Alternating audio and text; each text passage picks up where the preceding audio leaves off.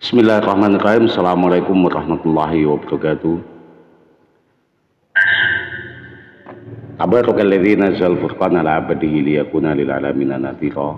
Wassalatu wassalamu ala asrofil anbiya'i wal mursalin sayyidina maulana Muhammadin wa ala alihi wa sahbihi ajmain, amma ba'du.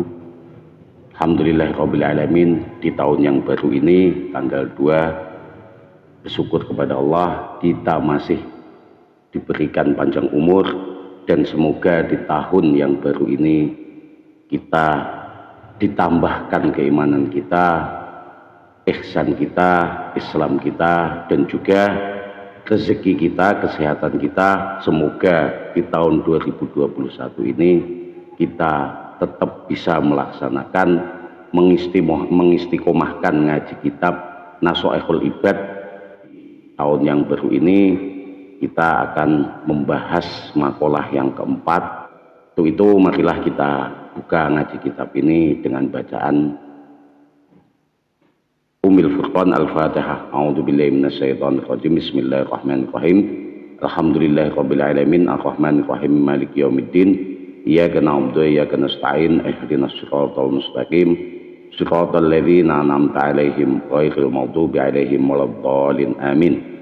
Ya, bismillahirrahmanirrahim. Kelawan nyebut asmane Allah Ar-Rahmani kang maha welas asih ing donya lan akhirat, Ar-Rahimi kang maha welas asih ing akhirat loko. Al-maqalatu utawi pangucap ar-rabi'atu kang kaping 4 iku an Utsmana saking sahabat Utsman radhiyallahu anhu, muga ridho sapa Allah an sahabat Umar, maring sahabat Umar. Dawe man utawi sapane wong iku taroka ninggalake sapa man adunya ing donya bianna bian kelawan apa yen to akola nyethithikake sapa man allazi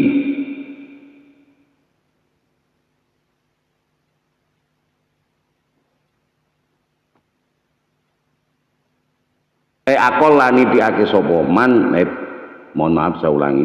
Bian kelawan apa yen to akola nyethithikake sapa man asaba ing wareg wal aklalan mangan wa begodo lan sengit sapa man asanaa ing pangelem minan nasi maring menungso. Terus tiyang ingkang ninggal donya niki disebutaken kalian Sayyidina Utsman, man utawi sapane wong iku taroka ninggalake sapa man adunya ing donya sapa ae bian akola kelawan apa yen to nyethithikake sapa man asaba ing wareg wal aklah lan ngelih mangan wa begodo lan sengit sapa man asanaa ing pangelem minan nasi saking menungso. Terus tiyang ingkang tarku dunya zuhud uzlah, mazhab uzlah niku sae. Uzlah niku ya menyendiri tarku dunya ninggalake donya mikirne sangune akhir. Tetapi di sini dikatakan oleh Sayyidina Umar Sayyidina Utsman bahwasanya ninggal ning donya niku ora mung ninggal luwe, ora mung ninggal mangan, ora mung ninggal wareg, tetapi dikatakan oleh Sayyidina Utsman bahwasanya orang yang sengit, artinya tidak menyukai atau benci kepada pujiannya manusia, karena pujian yang terpenting adalah dari Allah, ibadahnya untuk Allah, nggak mikir dipuji apa enggak, itu nggak mikir. Itulah orang yang meninggalkan dunia, urusan dunia. Artinya dia tetap hidup untuk mengurusi dunia, untuk mengurusi umatnya. Karena ketika para aulia, wali-walinya Allah itu uzlah ataupun zuhud, lalu meninggalkan umat Kanjeng Nabi Muhammad ini di tangan mubtadi, di tangan orang yang ahli bid'ah, itu juga tidak baik. Maka didatangi oleh para wali, karena yang tahu wali adalah wali itu sendiri. Maka didatangi ketika para wali itu meninggalkan umatnya Kanjeng Nabi saperlu untuk uzlah. Lah mazhab uzlah itu baik, tetapi ketika meninggalkan umatnya Kanjeng Nabi dipimpin oleh ahli bid'ah, maka didatangi oleh wali yang lain agar tetap mengurusi umat biar tidak dipimpin oleh ahli bid'ah. Maka dikatakan oleh wali yang mendatanginya itu tadi, ya akal-akal asis, wong-wong kang mangan rumput, artinya mangan sak perlunya, mangan nggak mergo pengen warak, ya sak perlunya, nggak ngantek warak, secukupnya. Akhirnya uzlah, meninggalkan umatnya Kanjeng Nabi. Ya akal-akal asis, taroktum ummata Muhammadin fi aidil muqtadi, engkau telah meninggalkan umatnya Kanjeng Nabi di tangannya para muqtadi. Maka didatangi para wali yang meninggalkan umatnya Kanjeng Nabi ini untuk keperluan uzlah, biar kembali ke dunia atau kembali bergaul muasaroh dengan para manusia atau para umatnya Kanjeng Nabi, biar umatnya Kanjeng Nabi tidak dipimpin oleh orang-orang muqtadi. Maka mazhab uzlah itu baik, tarku dunia itu juga baik. Tetapi ketika meninggalkan umatnya Kanjeng Nabi di tangannya para muqtadi itu juga tidak baik. Maka dikatakan di sini oleh Sayyidina Umar, Sayyidina Utsman, siapa sebenarnya orang yang meninggalkan dunia? Artinya dia itu meninggalkan dunia tetapi menyedikitkan warak, artinya butuh makan tapi makan secukupnya, enggak puo-puo, enggak toma.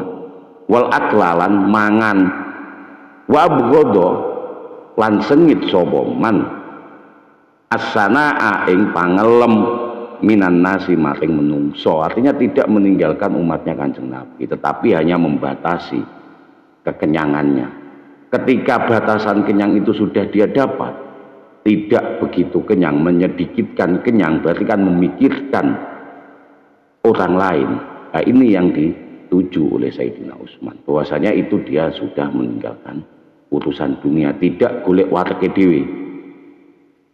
Wa aqalla lan nyetitikake mangan, ketika makan secukupnya, tidak berlebih-lebihan, tidak tafakhur, tidak umuk-umukan, bermegah-megahan, secukupnya yang dimakan, sisa ataupun apa kelebihannya diberikan kepada orang lain. Yang itu di dalam harta bendanya ada haknya fuqara, ada kewajiban mengeluarkan sedekah, dan dia itu tidak akan gumun kagum dengan pujian manusia, bahkan sengit. Wa abghadha, abghad itu sengit, wa abghadha lan sengit sapa man as-sanaa ing pepuji minan nasi saking menungso, tidak hanya mencari pencitraan tetapi benar-benar untuk li'ilahillah, liibadatillah, li khosyatillah, karena takut kepada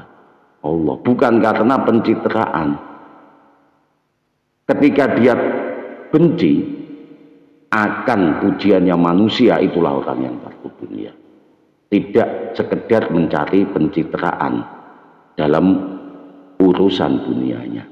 Inilah yang dikatakan oleh Sayyidina Umar, Sayyidina Utsman, bahwasanya man taroka dunya, utawi sapane wong iku taroka ninggalake donya, taroka ninggalake sapa man adunya ing donya bi an aqalla kelawan yen to aqalla nyedhithikake sapa man asaba ing wareg, wal akla lan mangan, wa abghadha lan sapane wong kang sengit asana ing pepuji pangelem minan nasi maring saking menungso, moko ahabbahu demen ing man taroka dunya sapa Allahu, ya Allah Gusti Pangeran Ta'ala halimun luhur sapa Allah. Li'annahu kotono setuhune man taroka dunya iku taroka riya, taroka ninggalake sapa man arya ing pamer, wa tafakhura lan umu-umuan, tidak karena pencitraan, tidak karena riya, tidak karena pamer dalam meninggalkan dunia itu. Artinya makan, menyedikitkan warteg, di situ dia memang ditujukan untuk ibadah kepada Allah dan mencukupkan makannya. Bukan berarti kalau meninggalkan dunia yo manggak mangan, enggak. Pengen warteg ya tetap, karena kalau kita enggak warteg artinya enggak makan, itu akan mati. Maka dari itu tarku dunia di sini ya menyukupkan, hanya sekedar cukup. Warteg itu keperluannya buat ibadah, bukan hidup itu untuk makan, tapi makan untuk hidup. Maka dari itu ketika dia makannya itu untuk hidup, maka ketika cukup begitu saja sudah puas. Dan makannya mesti sedikit. Karena apa? Orang yang tarku dunia itu enggak akan suka, akan kenyang. Mesti saperlune makannya. Selanjutnya yang lain ditasarufkan kepada yang berhak. Karena di dalam harta bendanya orang yang cukup, yang kaya, yang mampu, itu ada hak-hak sodakoh di dalamnya. Ada zakat, yang itu merupakan haknya kaum fukara, kaum masakin. Maka ini akan dicintai oleh Allah. Li'annahu karena setuhune man iku taroka ninggalake sapa man atiya ing pamer wa tafakhura lan umu-umuan, bermegah-megahan. Dia akan meninggalkan sifat bermegah-megahan dan sifat pamernya. Waman utawi sabane wong iku taroka ninggalake sapa man arzunuba ing pira-pira dosa, ahabbahu mongko demen ing man taroka zunub, wong kang ninggalake dosa sapa al malaikatu ya malaikat. Lah ketika orang itu meninggalkan dosa, maka akan disenangi oleh para malaikat. Karena ya tugasnya malaikat jadi ringan. Tugasnya malaikat mencatat amal kebaikan dan juga mencatat amal kejelekan. Nah, ketika kita meninggalkan dosa, orang yang meninggalkan dosa maka akan dicintai oleh malaikat. Karena apa? Li'annahu korno setuhune man tarokaz dzanub, siapa saja yang meninggalkan dosa, layut ibu ora mayahake sapa man tarokaz dzanub, wong sing ninggalne dosa iku mau alkitabata ing nulis, alladzina ya malaikat sing nulis, alladzina ya malaikat yaktubuna kang nulis sapa alladzina as-sayyiati ing biro-biro amal Allah. Jadi tugasnya malaikat itu dua, menulis kebajikan dan juga menulis dosa. Maka ketika orang itu tidak melakukan dosa, meninggalkan dosa, maka akan disayangi, didemeni oleh malaikat. Maka akan didoakan oleh malaikat ketika kita menghindari dosa. Karena ketika kita tidak melakukan dosa, maka malaikat itu akan tidak capek menulis dosa kita, amal-amal kejelekan kita. Ya kadang ada yang berpikir, yo makanya yo ngamal apik, ketika kita ngamal elek, yo nanti ngamal apik lagi. Lah ini kan capek malaikatnya nulis, diampuni lagi nulis, dihapus lagi nulis, dihapus lagi. Dan maka dari itu ya kita biar dicintai oleh malaikat ya tidak melakukan dosa, meninggalkan dosa, maka akan dicintai oleh malaikat. Waman tawi sapane wong iku hasama megat sapa man atom ing arep-arep anil muslimina saking wong-wong Islam, tegese megat mutus apa atom ing toma arep-arep tama anhum sangking muslimuna wong-wong Islam ahabbahu mongko demen ing man khasama atoma wong kang megat tamak sopo al muslimuna wong-wong Islam. Jadi ketika kita itu tidak tomak, artinya kalau tomak berarti kan nggak memikirkan orang lain, semua mau kita miliki dalam hal apa saja. Ketika kita tomak ya maka akan membuat budeke atine wong muslim, sehingga wong muslim itu tidak akan cinta kepada kita. Ketika kita bersifat tomak dimanapun tempatnya, nggak hanya orang Islam, nggak hanya muslim yang akan membenci kita. Maka ketika kita tidak tomak, maka selain muslim, orang non muslim pun akan mencintai kita, akan demen kepada kita. Maka dari itu ketika orang yang memutus tomak, megat sifat tomak, menghilangkan sifat tomak dari hatinya, tomak akan orang lain. Jadi orang Islam itu akan mencintai kita. Li'annahu korno setuhune man hasama atoma wong kang megat tamak arep-arep iku la yukadiru ora gawe buteke sapa man kulubahum ing pira-pira atine wong muslim, wong Islam.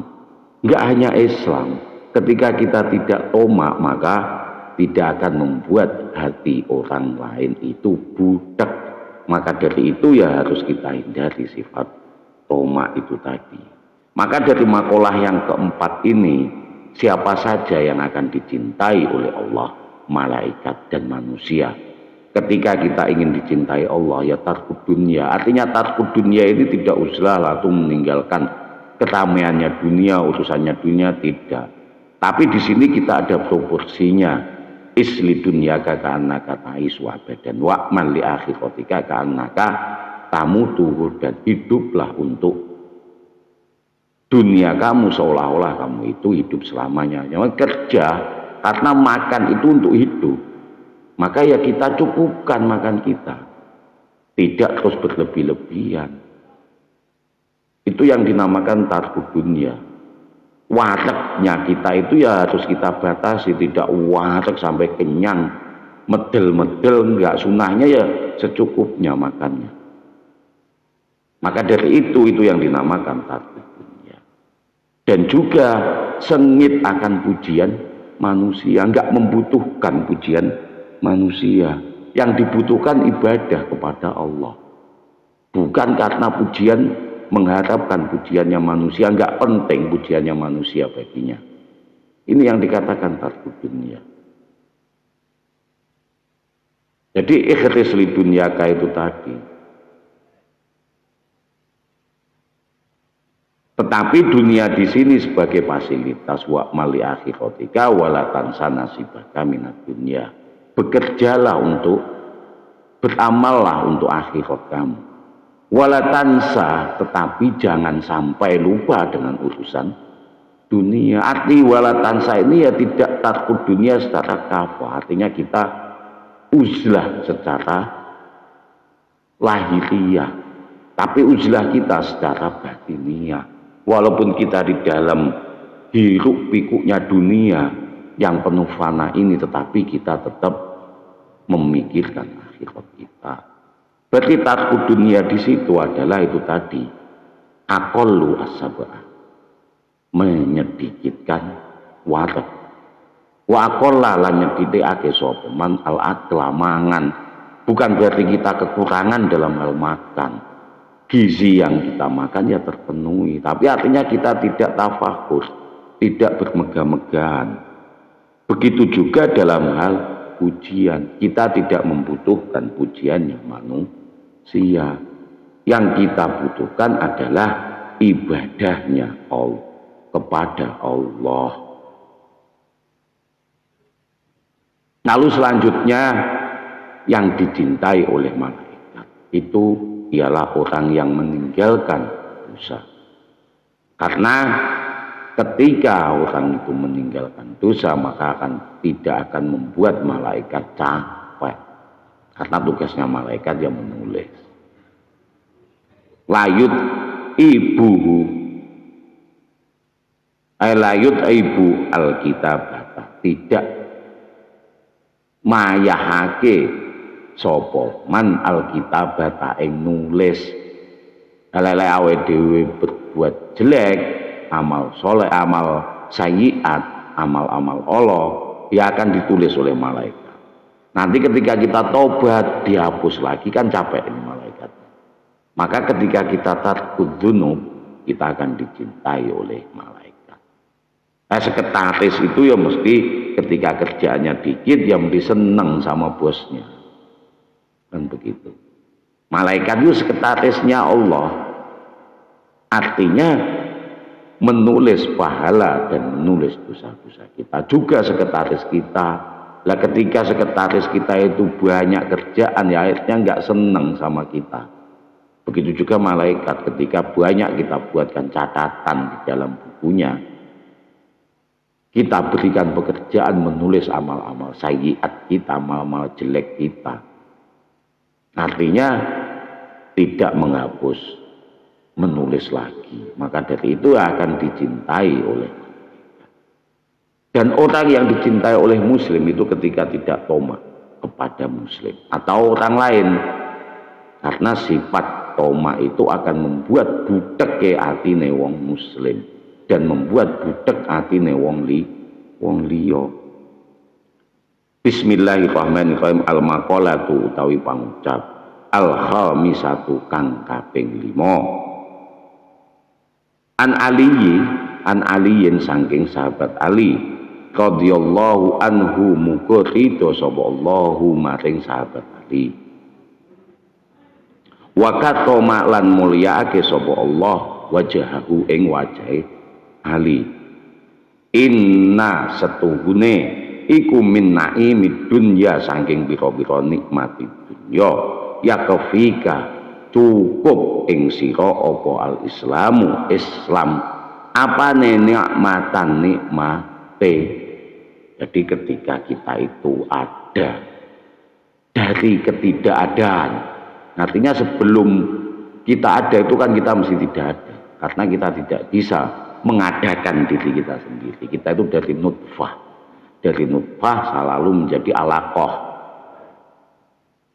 dari setetes mani yang hina lalu menjadi alaqah, segumpal darah, dari alaqah menjadi mudghah, segumpal daging, dari daging ini tadi menjadi lahman, daging yang ada tulangnya, azman, lalu ada azmatnya, tulangnya, lalu sop urukon, otot-otot, lalu aksop. Dari aksop, urat-urat ini tadi, saraf-saraf kita ini tadi, sakko dibedah oleh Allah menjadi basor. Dari urat itu tadi dibedah menjadi penglihatan, sam'an menjadi pendengaran, wa'a'do'an lan beberapa anggota tubuh kita. Jadi kita itu diciptakan oleh Allah dari sesuatu yang tidak ada, bahkan diciptakan dari air mani yang hina, setetes air mani menjadi alaqah.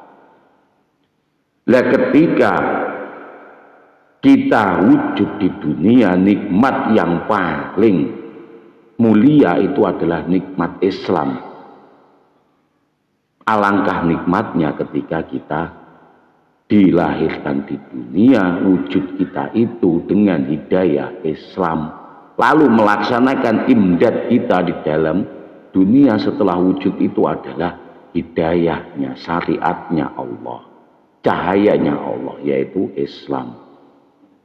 Seperti halnya dikatakan oleh syair dalam sebuah syair bahwasanya, dan ini sering dibawakan oleh Habib Syekh Solo, laulaka ya zinatal wujudi, laulaka lamun ora korno panjenengan sira Kanjeng Nabi Muhammad matoba aisi mongko ora bakal bagus uripku wala wujudi lan wujudku. Jadi tanpa adanya zinatal wujudi, penciptaan yang paling indah yaitu Kanjeng Nabi, akhlaknya bagus, makarimul akhlak. Tanpa wujud gaya Nabi Muhammad, ya Sayyidina Muhammad, tidak akan berguna hidup saya dan wujud saya. Sehingga seorang syair itu akan bisa ibadah, berdendang di dalam ibadahnya. Wala taronamtu itu berdendang, maka tidak akan bisa berdendang sopo ingsun fis sholati ing dalem sholate ingsun. Jadi orang-orang yang kusuk dalam ibadah itu mengibaratkan ibadah seperti halnya berdendang, ngerengeng-ngerengeng. Nah, kalau orang yang penuh maksiat berdendangnya mesti ya dugem. Tapi kalau orang ahli ibadah itu maka di dalam syair itu seni, sering dibawakan dinyanyikan oleh Habib Syekh Syakir Mania itu, bahwasanya laulaka ya zinatal wujudi ma toba aisi wala wujudi, tanpa adanya engkau ya Kanjeng Nabi, artinya diutusnya sebagai utusannya Allah membawa syariat Islam, maka ketika tidak ada engkau ya Rasulullah, maka tidak akan baik hidup saya dan wujud saya. Ya kita itu kan layaknya hewan, makhluk ciptaannya Allah. Ketika tidak ada syariat, ya kita awet dhewe paling yo kawin turu mangan berkembang biak kan kelon. Tapi karena ada syariat, itu kita akan bisa berdendang dalam ibadah. Wala taromnontu fis sholati fi sholati, maka tidak akan bisa berdendang dalam sholat. Wala ruku'i lan dalam ruku, wala sujudi lan ing dalam sujud. Maka dari itu ketika nikmat yang paling mulia itu adalah nikmat Islam, dikatakan oleh Sayyidina Ali dalam makalah yang kelima ini, inna setuhune iku min naimid dunya, saking pira-pira nikmate donya, yakfika utawi cukup ing sira apa al islamu Islam. Apane nikmatan, nikmat, rahmat, rezeki, ya rezeki yang paling besar itu adalah rezeki Islam. Fa inna mongko setune azoma utawi luweh gede-gedene ni'amillahi nikmate Allah lil abdi maring abdun kawula iku ikhrajuhu oleh ngetokake Allah minal adami saking ora wujude ilal wujudi maring wujud, wa ikhrajuhu lan iku ikhrajuhu oleh ngetokake Allah min zulumatil kufri saking pira-pira petenge kufur ila nuril islami maring cahayane agama Islam. Jadi di sini bahwasanya makalah yang dingendikane yang dikatakan oleh Sayyidina Ali, bahwasanya nikmatnya yang paling besar bagi seorang hamba itu adalah nikmat Islam. Yang kedua, karena babnya ini kan bab sulasi, bangsa kang nerangake bangsa telu. Wa inna lan iku wa inna lan setune iku minas sugli saking pekerjaan, saking katungkul pekerjaan, yakfika utawi cukup ing sira apa at-taatu ya taat, apane suglan pekerjaan.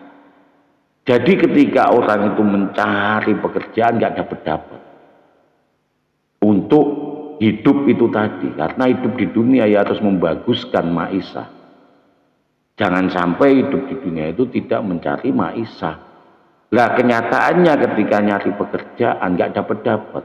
Ya sebenarnya taat kepada Allah lah itu menjadi sebuah pekerjaan yang mulia.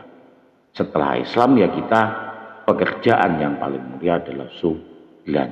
Ya apa gunanya ketika kita menjadi menteri menjabat tetapi kita tidak taat kepada Allah. Akhirnya korupsi, akhirnya menggunakan fasilitas di luar kewenangannya. Nah yang namanya korupsi banyak, bisa jadi korupsi waktu, korupsi uang, korupsi kerja. Dan maka dari itu ya ketaatan menjadi sebuah pekerjaan sebaik-baiknya pekerjaan.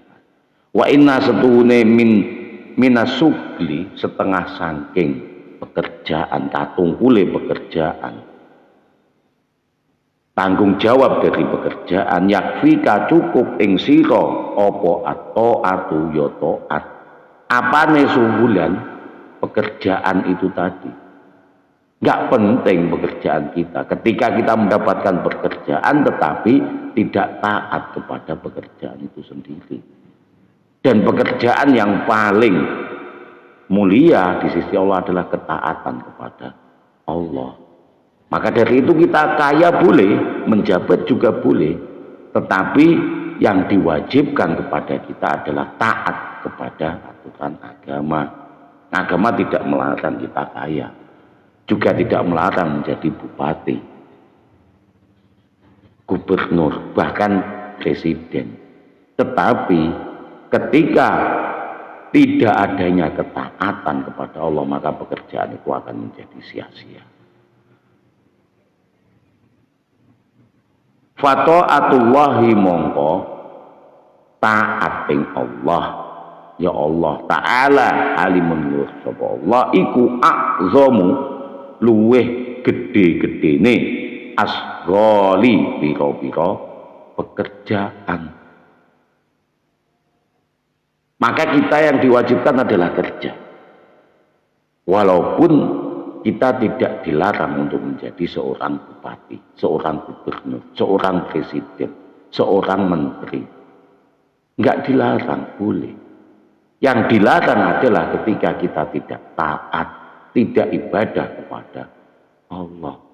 Kita menjadi menteri harus taat kepada Allah. Bukan terus kita menjadi presiden tidak taat kepada Allah. Artinya melaksanakan amanah yang diembannya. Wa inna lan setuhune minal ibrati setengah saking pitutur. Tegese izzati yo pitutur. Yakfika cukup ing sira apa al mautu mati. Apane ibratan yo pitutur. Artinya kita itu sebagai penasehat kita adalah kematian. Maka di situ ada dua ibroh di dalam hidup ini. Yang pertama takziah kepada orang yang melahirkan, agar kita tahu berbakti kepada kedua orang tua. Kita itu 9 bulan dikandung oleh ibu kita. Maka takziah itu harus ada dua di dunia. Takziah kepada orang yang sedang melahirkan, agar kita tahu kecil itu kita tidak bisa, bayi itu tidak bisa apa-apa.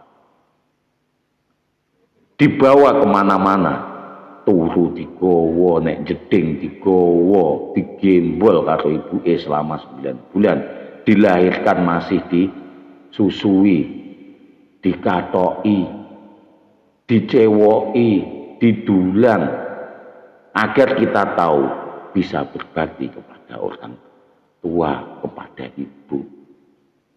Lalu yang kedua adalah takziah kepada orang yang mati. Kematian itu sebagai nasihat bagi kita. Apapun profesi kita, apapun status derajat kita, entah itu habaib, entah itu gawagis, entah itu kiai, entah itu ulama, mesti akan mati. Presiden, polisi, gubernur, tentara, pangdam, semuanya mesti mati. Maka cukup bagi kita Wa inna setuhune iku minal ibrati setengah saking pitutur nasihat ayat tegese izoti yo nasihat yakfika cukup ing sira apa al mautu mati apane ibrotan pitutur. Nah, ketika kita takziah kepada orang yang mati, kita akan mengerti bahwasanya nanti kita akan juga mengalaminya. Sembunyi dimanapun mesti akan datang ketika ajalnya. Tidak dikedepankan juga tidak dibelakangkan jika sudah tiba waktunya. Sembunyi dimanapun akan dicabut nyawa kita. Maka kematian itu akan menjadi kewajiban bagi kita. Fa innal mauta mongko setuhune utawi mati iku akbaru luweh gedene al mawaizi piro-piro nasihat mawaizoh lin nasi maring menungso. Jadi ada 3 yang dinasihatkan oleh Sayyidina Ali, sahabat Ali, di dalam makalah yang ke-15. Yang pertama adalah beberapa ataupun setengah dari nikmatnya dunia itu adalah Islam. Nggak ada nikmat yang lebih gede, agung daripada Islam kita, keislaman kita. Dan setengah saking pekerjaan kita adalah taat kepada Allah. Kita tidak dilarang menjadi gubernur, kita tidak dilarang menjadi menteri, tidak dilarang menjadi presiden, dan juga tidak dilarang nggak dapat pekerjaan setelah kita berusaha, asalkan kita tetap taat kepada Allah. Yang ketiga adalah nasihat. Artinya sebaik-baiknya nasihat itu adalah kematian. Ketika kita mengerti bahwasanya nanti tahu, dan itu wajib kita ketahui bahwasanya nanti kita akan mati, maka ketika itu cukup bagi kita kematian itu sebagai nasihat bagi kita. Nggak akan berani kita untuk tidak beribadah kepada Allah. Dan sebaik-baiknya segede-gede ini nasihat itu adalah kematian.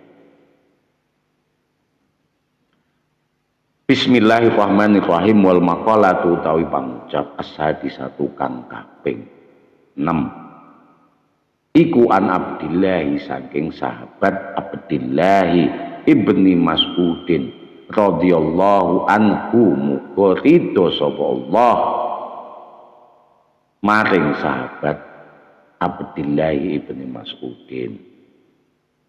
Nasihate makolahe kam iku pirang-pirang min setengah saking mustadrojin wong kang diujo dilulu. Mustadroj niku tiyang kang dilulu. Artinya begini, ketika kita memiliki kekayaan, kita fasilitas di dunia ini tercukupi semuanya, itu bisa jadi itu sebuah istidroj bagi kita, dilulu. Walaupun ibadah kita ya enggak begitu, pekerjaan kita ya enggak begitu, tapi kaya, itu bisa jadi kita dilulu oleh Allah. Maka dari itu pirang-pirang banyak orang yang diistidrot di sini. Kam iku pirang-pirang min setengah saking mustadrojin utawi wong kang dielu-elu. Tegese makhuzin wong kang ditetapi kolilan hali setitik, kolilan hali setitik, ditetapi bin nikmati kelawan nikmah.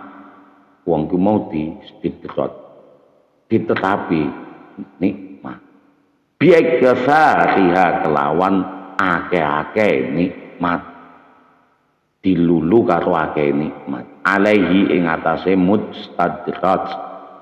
Jadi ketika dilulu, maka ketika tidak bisa memanfaatkan kenikmatannya, nikmatnya Allah untuk kepentingan agama, untuk keperluan ibadah kepada Allah. Inilah yang dinamakan mustadraj, orang yang diujo, dielu-elu, selalu dimudahkan rezekinya,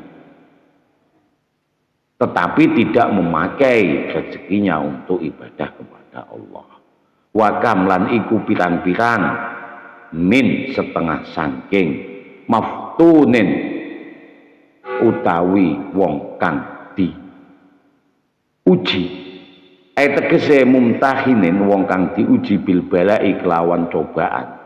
Ya dicoba itu juga banyak cobaane, bisanai kelawan pujian, pangeleman, tegese bikas roti sana innasi kelawan akeh pangeleme menungso untuk pangeleme Gusti Allah.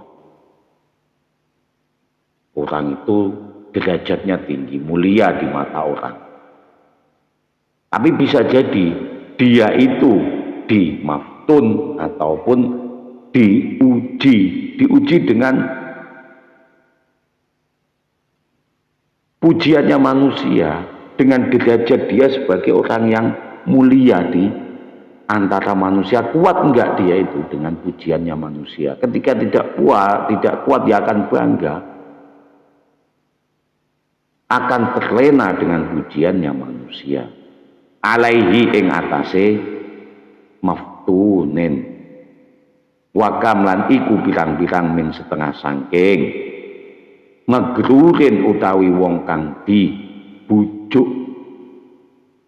Artinya di dalam makalah sadisah ini ada orang yang mustadrat, ada juga orang yang maftunin, ada orang yang magrurin. Magrurin ini ya dibujuk, terbujuk, tegese mutmainin, wong kang tenang, kebujuk seolah-olah tenang hatinya. Mutmainin,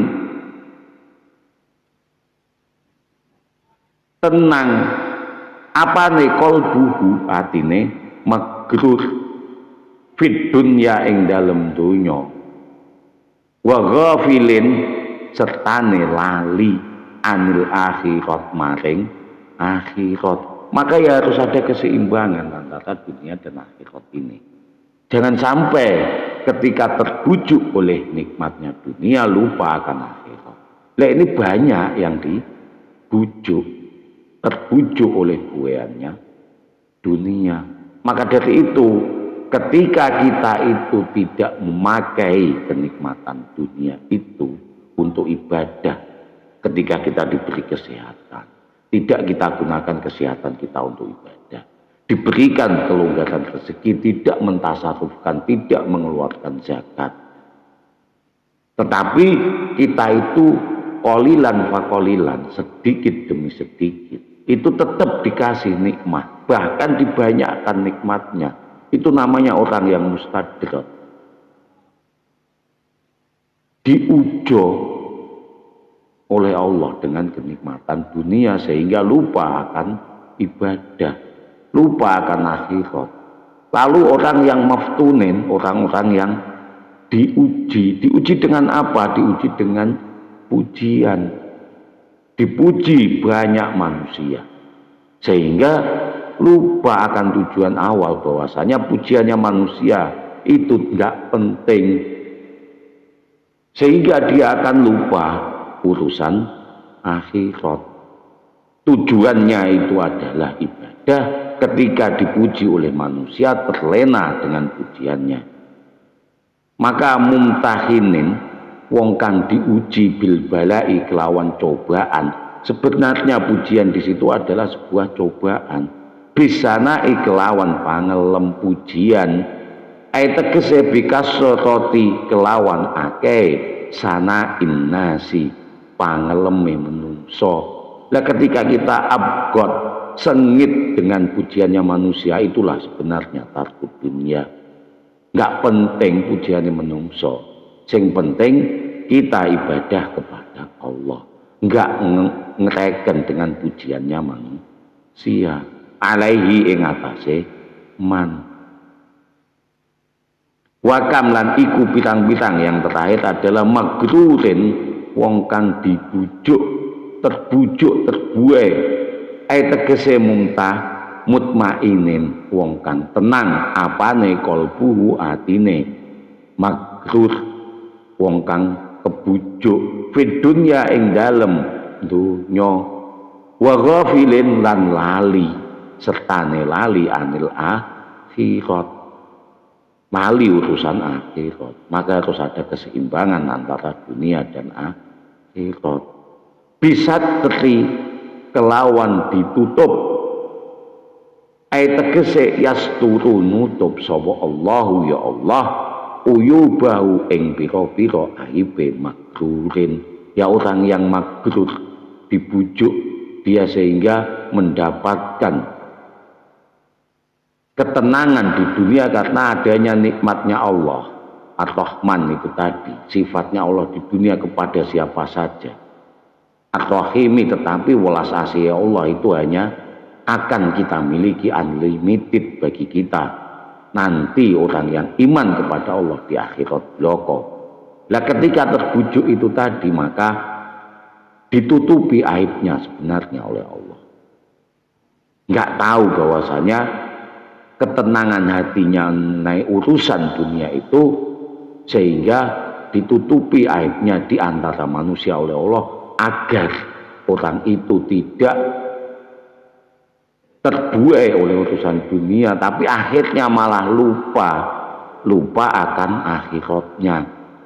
Maka orang sedemikian ini termasuk orang yang magrur, yang kebujuk, tertipu akan kenikmatan dunia, mendapatkan kenikmatan dunia terus karena rahmatnya Allah itu kepada siapa saja di dunia, nggak terbatas, tidak limited. Tetapi rahmatnya Allah ini unlimited, terbatas.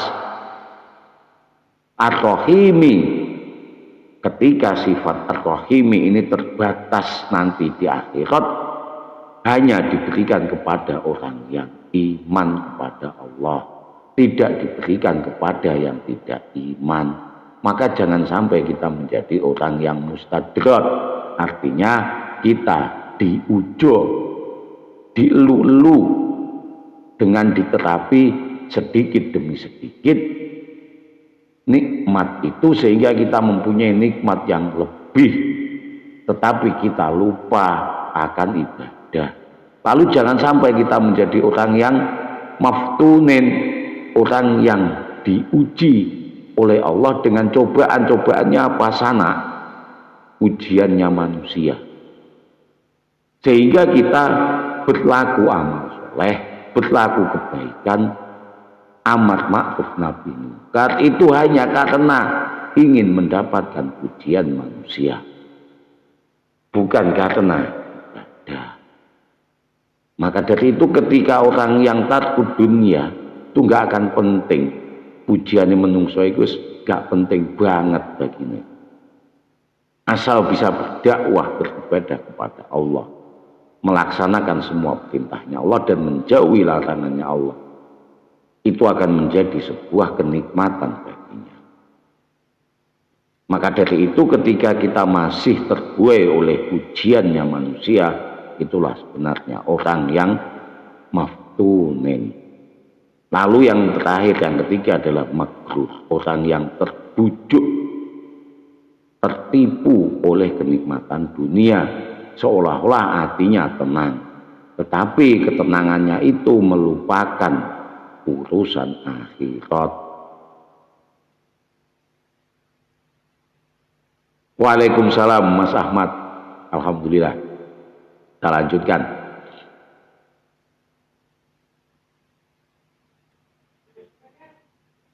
Bismillahirrahmanirrahim. Al-maqalatu utawi pangucap as-sabiatu kang kaping 7. An Daud saking Daud an-nabi kang dadi nabi. Alaihi ku tetep ing atase Nabi Daud assalamu utawi keselamatan. Kala dawuh sapa Nabi Daud wahya diwahyuake sapa Nabi Daud fi zaburi ing dalam zabur wa utawi zabur iku kitabun sawijine kitab unzila kang diturunake apa kitab alaihi ing atase Nabi Daud. Dados zabur niku nggih kitabe ingkang dipun turunaken dumateng Nabi Daud. Tenggen nglebete zabur niku Nabi Daud ngendikan ayat tegese edawe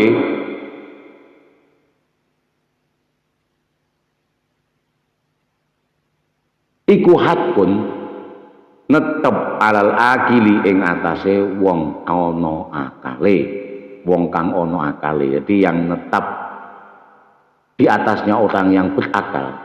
Jadi di sini secara nggak langsung sindiran bagi kita. Kalau nggak netep ketiga ini katanya ini bab sulasi, bab yang menerangkan mengenai tiga perkara. Di sini Nabi Daud menyindir kita. Artinya iku hakun netep alal akili ing atase wong kang ana akale. Berarti ya ketika tidak ada tiga perkara ini ya kita nggak punya akal. Artinya kita nggak waras, pekok kan begitu. Maka ketika banyak medsos, banyak status sing pekok piro, sing gendeng sopo kan gitu. Itu ya orang yang nggak mempunyai akal. Hakun netep iku netep alal akili ing atase akal wong kang duweni akal. Ayat tegese iku wajibun wajib alaihi ing atase wong kang duweni akal